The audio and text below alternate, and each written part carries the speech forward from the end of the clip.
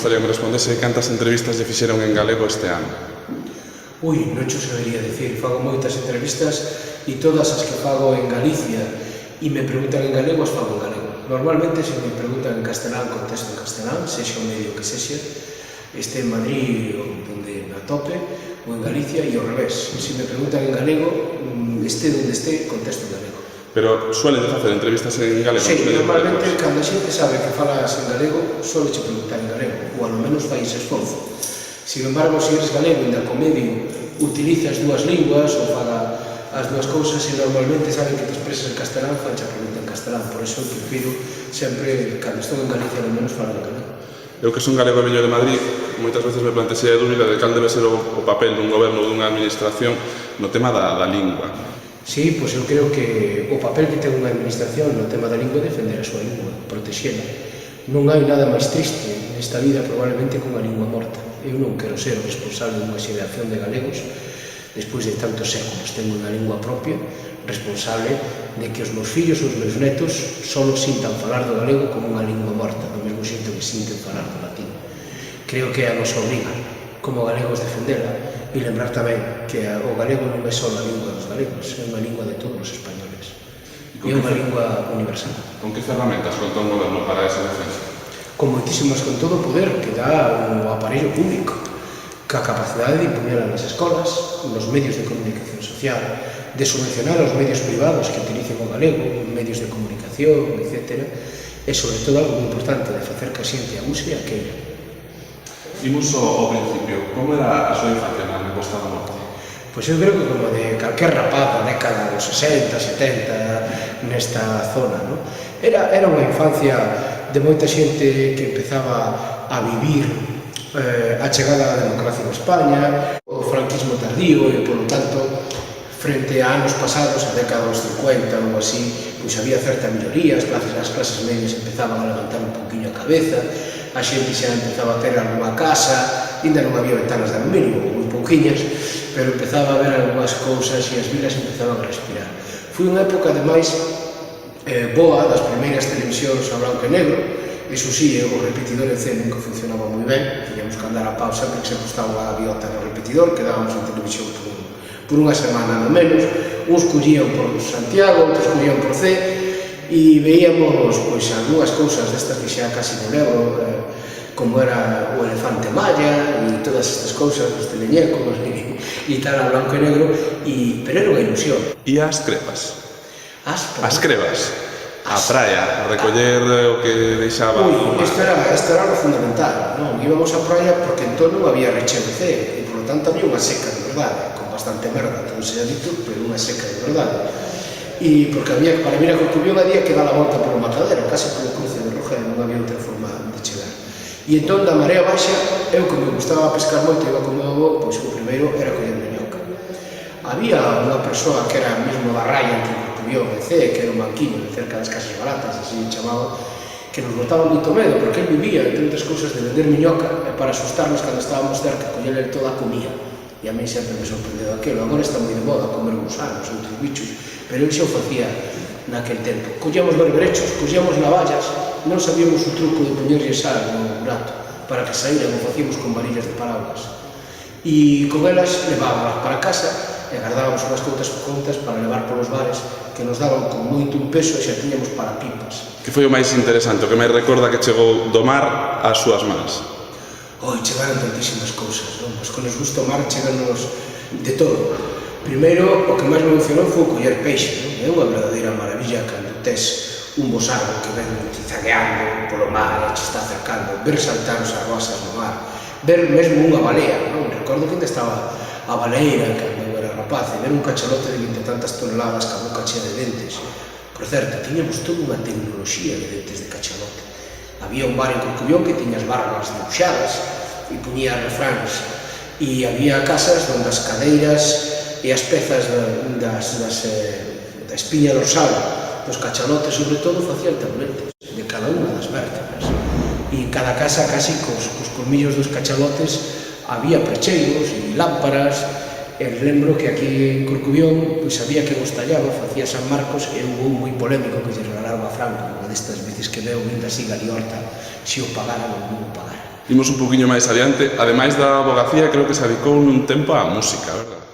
Pois sí, sigo sendo desas vocacións que ten de infancia, non? Sempre me gustou moito escribir, tocar, e fixemos un grupo que se chamaba O Asixo, uns cuantos amigos, e os primeiros instrumentos foron unha batería feita con tambores de Dixan, daqueles eran as de xente, e unhas guitarras eléctricas que fixemos nos mesmos, pero non fixemos somente o armazón, que era parte dunha guitarra normal, e despois cortamos e fixemos con chapa a forma dunha guitarra eléctrica, un imitando unha Fender, outras Jimi Hendrix, en fin, botábamos en moita imaginación. Senón tamén, que era o máis interesante do exercicio aquel, agora que o penso, facíamos as pastillas. Cogíamos imáns, embobinábamos, facíamos as pastillas, en vez de comprarlas, e con eso intentábamos sacar certo son. E tamén os amplificadores. Aprendemos máis electrónica que música, probablemente naquele tempo, pero fixemos moito ruido e nos divertimos moito. Que cantabas iso? Lembra algunha letra? Sí, lembro algunhas que non sei se repetilas, porque eran tremendas. Por que choras tabique, por que choras así? Era unha das cancións, nunca supe moi ben por que fixemos aquela canción. Ou Indio Rojo, ven a bailar, saca a chuchica e hace o cha-cha-cha. Ou a que máis me gustaba a mí, Sociedad, cochina sociedad, me dais asco, me dais pena, sois unos locos de atar. Esa sí que é unha magnífica canción. Cantaría yo mesmo esta sociedade? Pois probablemente se tivese aqueles anos, sí. Eu creo que son anos onde a xente ten que ser rebelde contra o que ten. O que pasa é que nós tiñamos unha influencia ben clara de siniestro total e éramos un siniestro total pola costa da morte, cos recursos que tiñamos e cas capacidades que tiñamos, pero non iban a ser sós de Vigo. Cando naceu Francisco Camaño abogado e despois o político? Pois o abogado naceu cando tuvo que tomar a decisión de ir á universidade, despois de aprobar a selectividade, e a miña idea era facer periodismo, pero daquela non había xornalismo en Santiago. E tiña que deixar os amigos, que todos íbamos a ir para un piso xuntos, e sabes como son estas cousas, algunha moza que xa tiñes, e marchar para Madrid, e iso fíxome pensar. E como tampouco tiña ningún problema en estudiar Dereito, e moitos xornalistas naquela época eran licenciados en Dereito, porque se podían compatibilizar facilmente as dúas carreras, pois decidí empezar Dereito en Santiago, e a verdade é que me sorprendeu esa carreira. Eu pensei que era unha cousa só de chapar e destas cousas de opositores. Non é certo, ao menos dende a miña óptica. E, bueno, caínlle ben a carreira ou a carreira que non me ben a min, e dende aquela entendémonos moi ben. Estás satisfeito co paso que deu no seu momento, non? Sí, eu creo que acertei, pois cheguei a catedrático de Dereito Constitucional, por tanto non me sinto mal isto do Dereito. O seguinte paso na súa carreira política, se os seus compañeros de partido se o queren, é ser secretario xeral da provincia da Coruña, non? Sí, efectivamente. Antes preguntabasme tamén cando entrei na política, e isto sí que creo que é importante. Estaba na vida política como calquer cidadano interesado, pero non era militante de ningún partido. É verdade que estando na Universidade de Santiago colaboraba ás veces con xente do Partido Socialista de Galicia, despois estando nunha fundación Democracia e Goberno Local que dirixía en Madrid, tamén o facía ca xente do PSC. Pero fui un bo día no ano 2003 unha chamada de María Teresa Fernández de la Vega que me dixo: eres Francisco Camaño? Eu non a coñecía de nada, é increíble, pero as cousas son así. Dixen que sí, quería falar contigo porque... E dixen, bueno, nora boa, porque gañaste desas eleccións, ela ainda non era vicepresidenta, sabíase que iba a ser. Gustaríame, podes vir a Ferraz? Dixen, pois mira, estou en Madrid, achego unha hora. E ofreceume ser secretario de Estado nas relacións cos Cortes. Eu pensei moito porque estaba noutro mundo. Dixen que sí, e iso foi o 2003 e aquí estou. E agora, en efecto, pois, tive a gran sorte de ser secretario de Estado de Relacións coas Cortes, secretario de Estado de Asuntos Constitucionales e Parlamentarios, despois ministro de Xustiza, e de alguna maneira, ante a crise que estamos a vivir e os problemas que ten o Partido Socialista de perda de crédito na sociedade, de pérdida de confianza, un pode facer dúas cousas. Ou dedicarse a voltar a súa vida profesional e seguir sendo un militante e un colaborador, ou polo contrario, estar agradecido non só ás persoas que che propuxeron para esos cargos, senón a militancia que fai posible que exista un partido e esas persoas. E iso é o que eu intento facer na medida das miñas posibilidades. Voltar agora, en momentos difíciles, para animar a xente, para decirle que hai alternativas, que podemos facer as cousas mellor, que temos que ser críticos con nós mesmos, a algún non lles gusta, pero é así, que fixemos cousas ben, pero outras moi mal, e que hai que dicilo. E para iso hai que empezar por abaixo, e neso estou, empezando por abaixo, intentando ser secretario de organización da provincia da Coruña. E ata onde está disposto a chegar? Hasta onde a ilusión e os militantes do Partido Socialista queiran. E iso pode ser, por exemplo, a finais de ano, onde se imagina Francisco Camaño a final de ano. Non sei que será de Francisco Camaño a final de ano, non teño nin idea, nin se me ocurre. Supoño que seguirei traballando como diputado e se as cousas agora van ben, pois poderei ser secretario xeral da Agrupación Provincial da Coruña, que é un pouco. Pero tampouco decidiu non presentarse á Secretaría Xeral do PSDG. Non, decidí non presentarme porque se acaba de celebrar un proceso orgánico en Santiago e o secretario xeral é Pachi Vázquez. E nós podemos, neste caso, eu non era delegado e apoyélo dende o primeiro momento, ao revés do que pasou no chamado proceso de Sevilla, onde con Carmen Chacón pois, defendemos unha opción distinta, entón perdemos, é verdad que os dous congresos, os resultados foron moi apretados, pero eu respeto a democracia, por lo tanto, sei ganar e sei perder. En Galicia aínda non se decidiu cal vai ser o candidato ás hipotéticas eleccións da Xunta. Non se decidiu porque, gracias ao empeño de algúns, e iso sí o conseguimos gañar no Congreso de Sevilla, ten que haber primarias. Os que creemos na democracia sin paliativos, creemos que ten que haber primarias non só para elegir candidato. Intentaremos, perdemos en Sevilla, pero eu creo que vamos volver a intentar. Eu quero que tamén haxa primarias para elegir os órganos do propio partido, é dicir, os secretarios da organización e o secretario xeral. Creo no voto de cada militante unha urna. Creo que é o mellor sistema e ao final lo vamos a acabar. Xa sei que o resto dos partidos non o fai en España, pero a mí non me importa o resto dos partidos, importa o meu. E, por lo tanto, vou seguir pelexando por iso. Haberá primarias en Galicia, calquer militante, e isto é unha verdadeira maravilla, do Partido Socialista de Galicia poderá presentarse para ser candidato a Xunta de Galicia, e eu estou convencido que o partido vai elegir o mellor candidato para derrotar a Núñez Feijóo, que a mí é o que realmente me preocupa, derrotar a un goberno, se é que existe, porque ás veces teño dúbidas, que pois, se dedica a gastar cartos en algúns lados para non ter que pagar, por exemplo, o transporte dos enfermos da Costa da Morte a Santiago ou a Coruña, que tanta falta ten, sobre todo persoas que teñen que ir por diálisis e por tratamentos continuos. Por iso é polo que quero estar en política, para axudar esa xente. Volvendo aos problemas dos cidadáns da Costa da Morte, falabas estes días moito das supresións dos partidos judiciais que poden afectar, por exemplo, os xulgados de Corcubión e de Muros. Que opina dese tema? Pois opino que é unha barbaridade e que ademais está enganando moitísimo a poboación. É certo que cando eu fui ministro o tema da planta e a demarcación convoquei unha comisión de persoas expertas que despois se levou un informe ao Consello de Ministros do goberno Zapatero onde se establecía unha especie de folla de ruta porque non debemos esquecer nin empañar o noso debate. A planta judicial que temos hoxe é do ano 1833 e é certo que a xeografía judicial non coincide ca xeografía social de España. Pero unha cousa é superar o partido judicial e outra cousa é facelo desaparecer.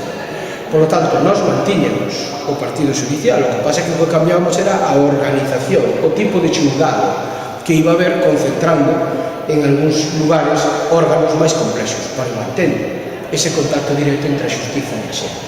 Para iso, fixemos un plan, que era, primeiro, modernizar a xustiza. Para que? Para que a administración electrónica suplira a distancia ou a imposibilidade de presenza física no seu caso. E iso fixemos no territorio do Ministerio de Xustiza. O que ocurre é que en Galicia e en outros territorios onde gobernaba o PP non puxeron en marcha a nova oficina judicial, que é competencia das comunidades autónomas, nin tampouco levaron adiante os plans de modernización que nos aplicamos noutros lugares. 2. Crear tribunales de instancia, para que nos entendamos todos. Iso é coller os dous xulgados de Corcubión e en vez de haber o xulgado número 1 e o xulgado número 2, poñer tribunal de instancia de Corcubión con dous xuíces. Por qué? Porque hoxe en España, se falla un novo xuiz, tens que crear un xulgado novo. E iso sí que é antieconómico, porque pode facer falta un xuiz novo, pero non un secretario novo. E un xulgado de un secretario, un xuiz e 7 funcionarios. Por lo tanto, era antieconómico. Se fan falta 3 funcionarios, os poñemos, se fan falta un xuiz, e isto tiña certa lógica. Ademais de evitar que o xuiz número 1 de Corcubión no mesmo asunto, porque ao outro le tocou de reparto, digo ao contrario que o xuiz número 2. Se hai un tribunal, poderá ser de acordo respecto ao fallo no mesmo asunto. Se damos un pequeno salto a Bruselas, eu entendo que non entende nin a Galicia nin a España fora da Unión Europea. Iso entendo desa. Son positivas, por exemplo, penso nas políticas a nivel do sector pesqueiro para a zona, para Galicia e para o sector da Costa da Morte, sobre todo. Nós temos moitos problemas derivados da pertenencia á Unión Europea. Temos moitas cousas positivas, probablemente nin Galicia nin España sería o que é sen estar dentro da Unión Europea e económica, pero tamén temos problemas. Parte da crise que estamos a vivir agora ten que ver ca liberalización de capitais. Europa fixo un espacio sen fronteras para que os capitales se movan, e isto que provocou? Pois provocou unha competencia baixa no imposto das grandes fortunas. Canto menos lle cobres as grandes fortunas por parte de calqueira dos estados de Europa, ali irán. Por lo tanto, se ti lle pos un imposto moi alto ás grandes fortunas, marchase para Francia. Se lle pon Francia, marcha a Alemania. Entras a Alemania, vai para Eslovenia. Temos un grave problema. Este mismo efecto nos está pasando en moitos sectores. Un nos que temos especiales problemas é o pesqueiro, pero non porque non nos entendo, porque temos a maior flota da Unión Europea, particularmente Galicia. Temos unha das maiores flotas pesqueiras do mundo, con certamente, ás veces, moi depredadora tamén nos nosos usos, vamos a decirlo todo. E, polo tanto, entendo algunhas medidas de Europa para proteger canadeiros, etc. Porque arrasamos moito con o mar adiante. Pero despois, é perfectamente posible cumplir con respeto á natureza, que as reservas de bancos e cumprir as vedas e a vez explotar racionalmente a pesca. E nós temos que defenderlo. E ademais debemos reclamar da Unión Europea que nos trata, agora que se está revisando o regulamento en materia de pesca, como área especial, porque o pode facer. Por último, un desexo político para o futuro. Pois o desexo político é que a xente en Galicia e en España, pero sobre todo en Galicia, que a mí é a que máis me preocupa, e nesta zona, na Costa da Morte, sepa que podemos facer moitísimas cousas e que ninguén, se non estamos unidos, se non temos ilusión, se non nos podemos a traballar, ninguén vai a vir a arranxarnos a vida. Que o temos que facer por nós, que hai xente nova preparadísima, que hai xente con ganas e que se nos apoiamos o podemos facer.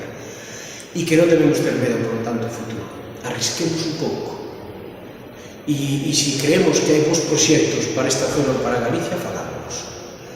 Cando foi, por exemplo, do tema dos eólicos, eu recordo que hubo un gran problema para opoñerse aos eólicos no mar, os molinetes offshore. Pois eu creo que foi un erro, que é perfectamente posible compatibilizar os aproveitamentos de pesqueiros e a protección de espazos dedicados e de reservas naturais no mar con un aproveitamento enerxético. E iso nos podía haber dado traballo a moita xente, ter novas tecnoloxías, etc. Creo que debemos arriscar un pouco máis pensando no futuro para facernos competitivos e dicirle a xente nova que se poden facer miles de cousas desde aquí, que esta xa non é a España illada, e vos o sabedes, a través da red, a través de tantas cousas se pode estar en contacto co mundo, e que este discurso da década dos 90 de que hai que pensar en global e traballar en local, hoxe en día, na miña opinión, é ao revés, justamente ao revés. Hai que traballar en global e pensar en local. Que é o que eu lle podo vender ao mundo? Cando das con eso, por pouco que vendas, como o mundo do teu cliente é moi grande e sempre vas ter rentabilidade.